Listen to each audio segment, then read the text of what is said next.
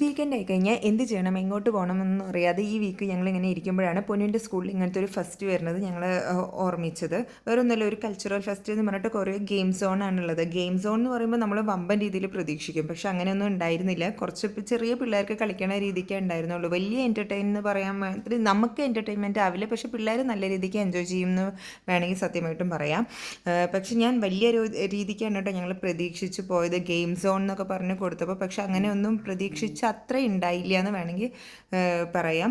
അപ്പോൾ ഫസ്റ്റ് നമ്മൾ കയറുമ്പോൾ തന്നെ നമുക്ക് റൈറ്റ് സൈഡിൽ നമുക്ക് വന്നിട്ട് ഒരു ബാസ്കറ്റ് ബോളിൻ്റെ ഒരു കോർട്ടാണ്. അവിടെ പിള്ളേരും കളിക്കുന്നുണ്ടായിരുന്നു. പിള്ളേരെക്കാട്ടിലും കൂടുതൽ കളിക്കുന്നുണ്ടായിരുന്നത് അവിടുത്തെ മീൻസ് പിള്ളേരുടെ പാരൻസ് ആണ് കേട്ടോ.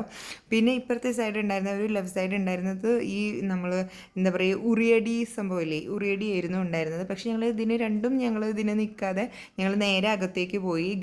ഇവരാണെങ്കിൽ നമുക്ക് സ്വൈര്യം തരുന്നുണ്ടായിരുന്നില്ല, ഗെയിം സോൺ പോകാമെന്ന് പറഞ്ഞു. ഫസ്റ്റ് ഞങ്ങൾ കയറിയപ്പോൾ തന്നെ ഒരു ക്ലാസ് റൂമിൻ്റെ ഉള്ളിൽ ഫുൾ ആയുർവേദ പ്രൊഡക്ട്സ് ആയിരുന്നു വിൽക്കുന്നുണ്ടായിരുന്നത്, സെയിൽസിന് വെച്ചിട്ടുണ്ടായിരുന്നത്. ഞങ്ങൾ അവിടെ നിന്ന് ഒന്നും വാങ്ങാതെ രണ്ടാമത്തെ ക്ലാസ് റൂമിലേക്ക് പോയി. അവിടെ നമ്മൾ ആസ് യൂഷ്വൽ പെണ്ണുങ്ങൾക്ക് ഹരമായ ഫാൻസി സാധനങ്ങളാണ്. അവിടുന്ന് ഞാനൊന്നും മേടിക്കാൻ നിന്നില്ല, നേരെ പോയി ഞങ്ങൾ ഫസ്റ്റ് ഗെയിം സോണിൻ്റെ ക്ലാസ്സിലേക്കാണ് പോയത്. അവിടെ എന്താ വെച്ച് കഴിഞ്ഞാൽ ഒരു ബക്കറ്റ് ഫുൾ ഓഫ് വെള്ളം വെച്ചിട്ടുണ്ടായിരുന്നു. അതിൻ്റെ ഉള്ളൊരു ബാങ്കിളുണ്ട്. നമ്മുടെ കയ്യിൽ അവരൊരു കോയിൻ തരും. ആ കോയിൻ ഡയറക്റ്റ് ഇതിലേക്ക് വീഴണം, ആ വളയുടെ ഉള്ളിലേക്ക് വീഴണം. അതായിരുന്നു ഗെയിം ഉണ്ടായിരുന്നത്. പൊന്നി 2-3 തവണ ട്രൈ ചെയ്തിട്ടാണ് അത് കിട്ടിയത്. പിന്നെ സെക്കൻഡ് ഗെയിം എന്ന് പറയുന്നത് ഇതൊരു സംഭവമാണ്. നമ്മുടെ കയ്യിൽ ഇങ്ങനത്തെ ഒരു ചെറിയ ടയർ തരും, അത് വന്ന് കറക്റ്റ് ആ കോണിൻ്റെ ഉള്ളിൽ വീഴണം. ഞങ്ങളുടെ അടുത്തും ട്രൈ ചെയ്യാൻ പറഞ്ഞ കാരണം കേട്ടോ ഞങ്ങളിത് ട്രൈ ചെയ്ത്. പക്ഷേ നിർഭാഗ്യവശാൽ ഞങ്ങൾക്കത് ജയിക്കാൻ പറ്റിയില്ല. പിന്നെ വന്നത് ഇങ്ങനത്തെ ഒരു ഗെയിമാണ്, ചെറിയ പിള്ളേർക്ക് കളിക്കാൻ പറ്റിയത്. അത് ബലൂൺ ഊതി ഗ്ലാസിൻ്റെ ഉള്ളിൽ വെക്കുന്ന ഒരു ഗെയിമാണ്. ചെറുതിൻ്റെ കാര്യം പറയേണ്ട ഒരു രക്ഷയില്ല, നല്ല രീതിക്ക് എൻജോയ് ചെയ്തെന്ന് പറയാം. പിന്നെ ഒരു ഗെയിം വന്നിട്ട് ഇത് അവർ വാട്ടർ ബോട്ടിൽസ് ഫുള്ളായിട്ട് താഴെ വെച്ചിട്ടുണ്ടാകും. നമ്മൾ അതേപോലെ മുകളിൽ അറേഞ്ച് ചെയ്യാനായിരുന്നു ഗെയിം. ഇത് 2-3 തവണ നമ്മൾ ട്രൈ ചെയ്തു, പക്ഷേ അത് ശരിയില്ല. ആകെ 1-2 ബോട്ടിൽസ് മാത്രമേ കറക്റ്റായിട്ടുള്ളൂ.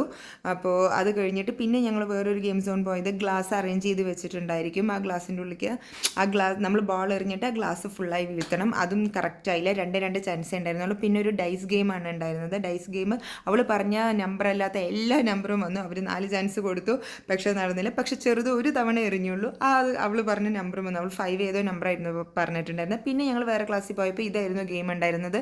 ഇതെന്തായിരുന്നു വെച്ച് കഴിഞ്ഞാൽ മെമ്മറി ഗെയിമാണ്. അതായത് നമുക്ക് കുറച്ച് കാർഡ്സ് തരും. ആ കാർഡ്സ് നമ്മുടെ കയ്യിലുള്ള കാർഡ്സ് എവിടെ വെച്ചിരിക്കുന്നത് നമ്മൾ കറക്റ്റ് പൊസിഷൻ കണ്ടുപിടിക്കണം. അത് ഇത്ര സെക്കൻഡിനുള്ളിൽ തീർക്കണം എന്നുണ്ടായിരുന്നു. അതായിരുന്നു ആ ഗെയിം.